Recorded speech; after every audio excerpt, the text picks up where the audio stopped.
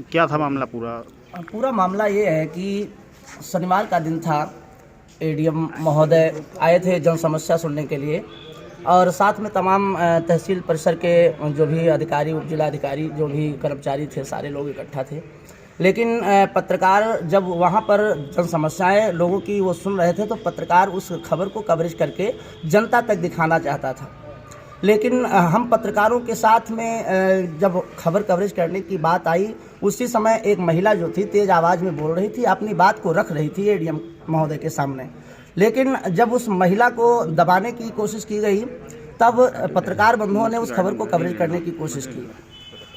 जब कवरेज करने की कोशिश की तो उन्हें एडीएम साहब ने बुलाया और अनुचित बात कह करके कि इस तरह से आप यहाँ नहीं खबर नहीं बना सकते, कोई पिक्चर हॉल नहीं है, आप इससे बाहर निकल जाइए, यहाँ आप पिक्चर नहीं बना सकते, पिक्चर हॉल नहीं है, पिक्चर नहीं चल रही है, आप लोग बाहर जाएं, ये समस्या हम लोग सुनते हैं, आप लोगों की कोई ज़रूरत नहीं है। तो ये कहीं ना कहीं ये पत्रकारों का मौलिक अधिकार है, बल्कि ये लड़ाई मेरी नहीं है, ये लड़ाई सारे पत्रकार बंधुओं की है, ये लड़ाई आम जनमानस की भी है, क्योंकि आम जनमानस की आवाज़ को बुलंद करने वाला एक पत्रकार ही ऐसा स्तंभ होता है, चौथा देश का स्तंभ है माना गया है, जो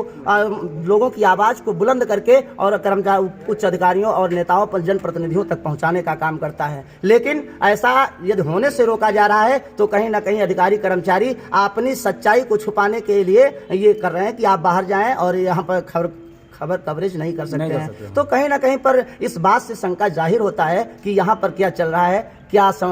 या लोगों की समस्या जो सुनी जाती हैं वो तो सार्वजनिक होती हैं, वो तो सार्वजनिक समस्याएं ही होती हैं। तो वहाँ पर मीडिया को प्रतिबंध लगाना ये कहीं ना कहीं एक शर्मनाक बात है। और दूसरी बात ये है कि हमारे देश के मुखिया जब जनता दरबार लगाते हैं वहाँ पर मीडिया प्रतिबंध नहीं लगाते, लेकिन यहाँ पर एक छोटी छोटी तहसीलें, जो जिले में 7 तहसीलें हैं, 15 ब्लॉक हैं, ऐसे स्थानों पर यदि मीडिया कवरेज को बंद कर दिया जाएगा तो ये आवाज़ को, गरीबों की आवाज़, मजदूरों की आवाज़, इनको कौन उठाएगा, कौन बुलंद करेगा? अरे ये तो दबे कुचले लोगों की आवाज को उठाने के लिए ही मीडिया का एक चौथा स्तंभ देश का माना गया और उसी का आज हनन होगा। उन्हीं को कहा जाएगा कि आप खबर कवरेज नहीं किया जा सकता। तो अधिकारी तो अपने मनमाने तरीके से भी फैसला सुना सकते हैं, ये भी कह सकते हैं कि भाई मैं फैसला, ये तुम्हारा गलत है। अरे गलत क्या है, सही क्या है, ये पूरा जनता देखेगी, पूरा समाज देखेगा। हमारे देश के मुखिया, हमारे देश के प्रधानमंत्री, हमारे उत्तर प्रदेश के मुखिया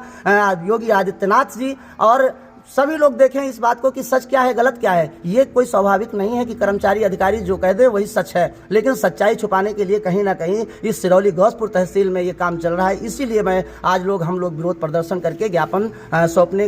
सौंपेंगे। और इससे पहले भी हमने राष्ट्रपति महामहिम द्रौपदी मुर्मू जी को एक चिट्ठी लिखी है और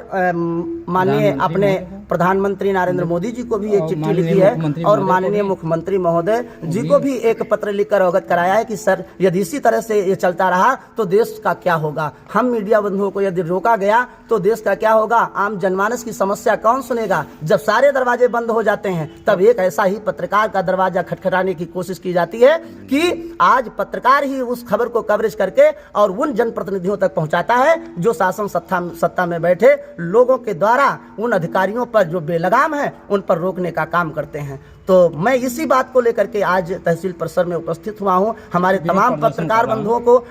ये सूचना दी गई है, तमाम लोग और भी आ रहे हैं और इसके बाद यदि कोई कार्रवाई, कोई एक्शन और कोई जवाब नहीं आता, इसका कोई उत्तर नहीं आता है तो प्रदेश कमेटी, हमारी जो समाज कल्याण समिति के लोग हैं और भी संगठनों से मेरी बात हुई है कि यदि पत्रकारों के साथ इस तरह की अभद्रता की जाएगी, यदि उन्हें कवरेज करने के लिए रोका जाएगा तो उस पर हम लोग भी इस प्रदर्शन करेंगे और निर्णय